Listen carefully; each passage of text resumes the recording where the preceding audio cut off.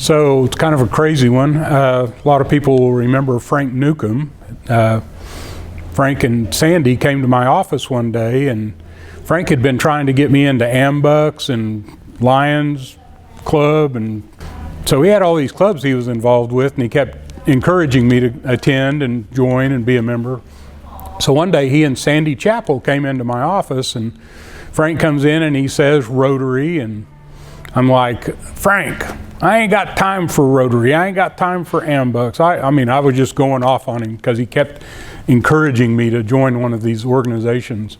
And so I find Frank standing behind Sandy going, and I'm like, what? He goes, this is Sandy Chappell, and she's here to honor you as a four-way member in Rotary. They want to recognize your business as being the truth. And I was like, oh, okay, well, excuse me.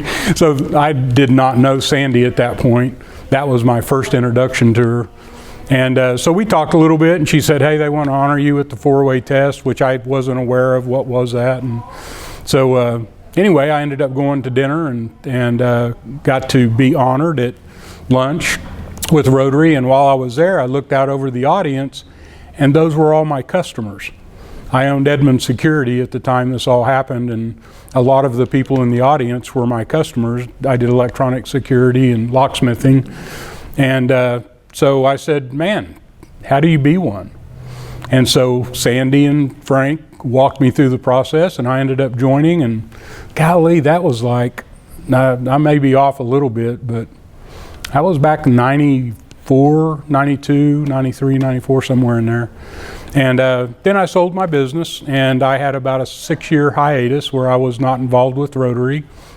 And as I started another business in Edmond, we got hooked up again. So I'm back in, and it's amazing how caring and giving everyone in this group is, and I'm proud to be in that group. And I still probably don't serve as